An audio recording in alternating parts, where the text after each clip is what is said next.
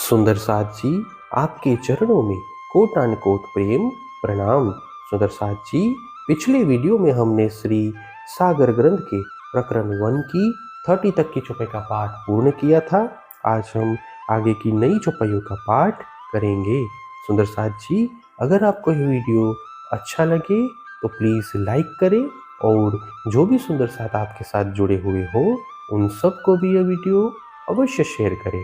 सुंदर साथ जी, जिन्होंने अब तक हमारे इस चैनल को सब्सक्राइब नहीं किया वे प्लीज़ इस चैनल को सब्सक्राइब कर दें ताकि आने वाले नए वीडियो का नोटिफिकेशन आपको तुरंत मिल जाए।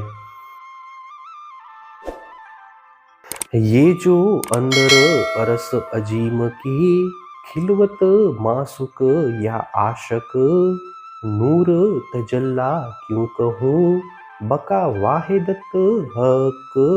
इस दिव्य परम धाम के मूल मिलावे में प्रियतम धनी एवं उनकी अंगनाएं श्यामा जी तथा ब्रह्म आत्माएं विराजमान हैं। धाम धनी की इस अद्वैत भूमिका का वर्णन कैसे किया जाए।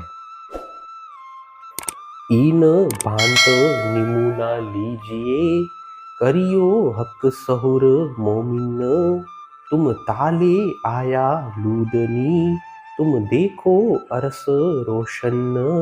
हे ब्रह्म आत्माओं, तारतम ज्ञान के द्वारा विचार कर परम धाम की इन विशेषताओं को हृदयगम करो। तुम्हारे लिए ही इस ब्रह्म ज्ञान का अवतरण हुआ है, इसीलिए तुम परम धाम के दिव्य प्रकाश को देखो। ये तुम ताले तो आइया जो तुम असल खिलवत निस दिन सहुर एही चाहिए हक बैठे तुम्हें खेलावत। तुम्हारे लिए इस ब्रह्म ज्ञान का अवतरण इसी कारण हुआ है कि तुम्हारा संबंध अद्वैत परम धाम के मूल मिलावे से है, इसीलिए अहरनिश इसका चिंतन करते रहो। यहीं पर बैठा कर धामधनी तुम्हें यह खेल दिखा रहे हैं।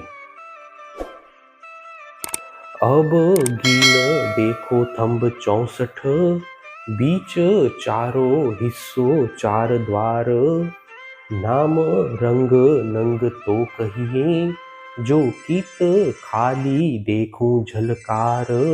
अब मूल मिलावे के इन 64 स्तंभों की गणना करो जिसके मध्य में चारों ओर 4 द्वार हैं।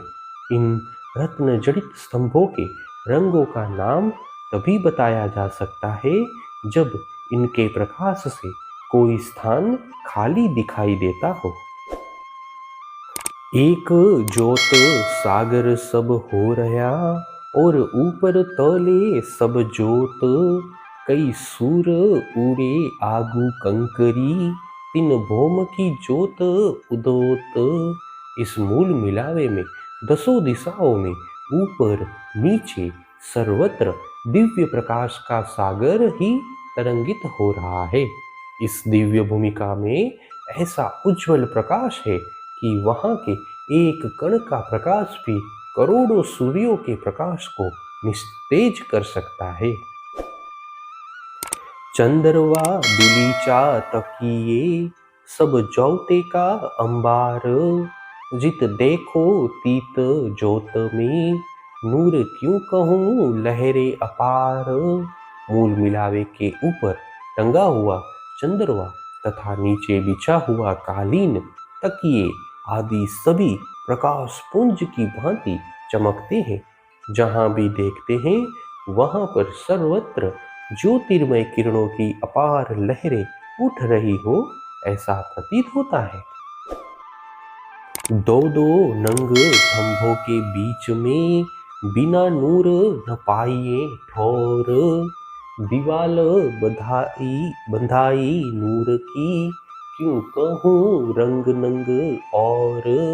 रत्नों के 2 स्तंभों के बीच में प्रकाश के अतिरिक्त अन्य कोई रिक्त स्थान नहीं है। दोनों स्तंभों के बीच का प्रकाश ही दीवार की भांति प्रतीत होता है। इन रत्नों के रंगों की शोभा किन शब्दों में व्यक्त की जाए।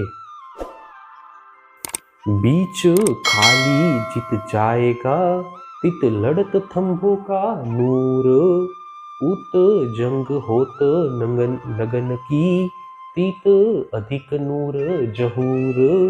दो स्तंभों के मध्य में यदि कोई स्थान खाली भी होगा तो वहां पर भी दोनों स्तंभों के रत्नों का प्रकाश परस्पर स्पर्धा करता हुआ होगा, जिससे वहां पर और अधिक प्रकाश दिखाई देगा। नूर नूर सब एक हो गई, एक दूजी को खेचत।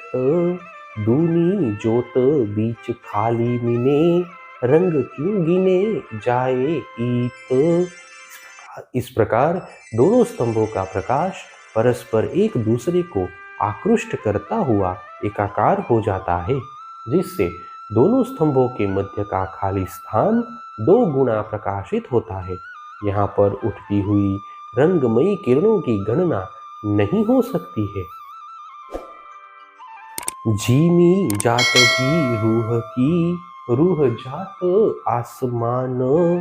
जल तेज बाई सब रूह को, रूह जात अरस सुभान। यहाँ पर भूमि से लेकर आकाश तक जल, तेज, वायु आदि सभी आत्मा की भांति स्वयं प्रकाशमान तथा चैतन्य स्वरूप है। ब्रह्म आत्माएं तो स्वयं धाम धनी की अंग स्वरूपा है। हे सुंदर साथ जी, इसी के साथ श्री सागर ग्रंथ के प्रकरण 1 की 40 तक की चौपाई का पाठ पूर्ण हुआ। आगे की चौपाई का पाठ हम नेक्स्ट वीडियो में करेंगे। सुंदर साथ जी, अगर आपको यह वीडियो अच्छा लगा तो प्लीज़ लाइक, शेयर और सब्सक्राइब अवश्य कर दें। प्रणाम जी।